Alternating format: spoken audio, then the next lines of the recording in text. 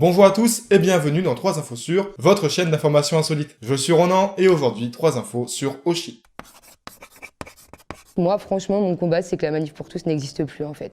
Bon, on va pas se mentir, vous avez un peu galéré pour trouver le thème de cet épisode, bien qu'il était caché dans la vidéo précédente. Je vous le donne, c'était la marinière que je portais, en référence à la chanson Ta marinière de Oshi. Oshi, c'est qui, c'est quoi? C'est 2 disques d'or, 1 disque de platine, des centaines de milliers d'albums vendus, et une victoire de la musique, à seulement 24 ans. Moi, à 26 ans, ma plus grande récompense, c'est le prix de participation du concours de poésie du collège Michel de Montaigne. Yes. Assez parlé de moi, et revenons à nos moutons avec 3 infos sur Oshi. Première info, elle a déjà été membre d'un groupe.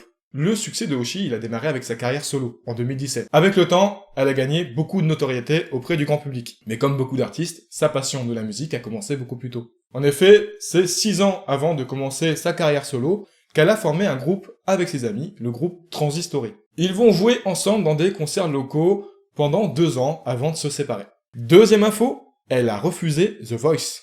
Quand on commence un télécrochet comme The Voice, on a 80% de chance d'être recalé. À titre personnel, je me fais pas d'illusions, je sais qu'au mieux, je finirai dans les casseroles. Non, franchement, mes capacités vocales sont tellement dégueulasses qu'on me laisse même pas entrer dans le public. Oshi a été sélectionné en 2013 pour The Voice.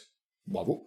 Lors des auditions à l'aveugle, la production a tenté de lui imposer la chanson « Le petit bal perdu » de Bourvil. Chanson que l'autrice apprécie, mais qu'elle n'avait pas prévu de reprendre pour l'émission. Elle a donc eu le choix de reprendre la chanson de Bourvil ou de quitter l'aventure avant même le commencement. Voulant rester fidèle à elle-même et devant la stupeur de la boîte de production, Oshi a décidé de se retirer de l'aventure. Propre.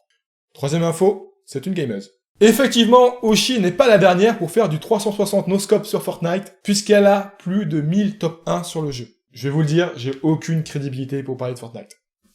Je suis encore sur Pokémon. Mais ça tombe bien, car c'est l'un des jeux préférés de Oshi. Elle joue fréquemment à la version bleue sur une Game Boy de toute beauté. Si on défile son Instagram, on peut voir qu'elle a une véritable passion pour la franchise et qu'elle possède beaucoup de goodies. Un fan lui a même créé une carte à son image, et c'est plutôt classe. Merci à tous d'avoir regardé l'épisode en entier. Le thème de la vidéo suivante est dissimulé quelque part dans celle-ci. Je vous laisse deviner en commentaire et abonnez-vous à ma page Facebook, Twitch, Instagram et Twitter. On se retrouve la semaine prochaine pour un nouvel épisode et restez sages.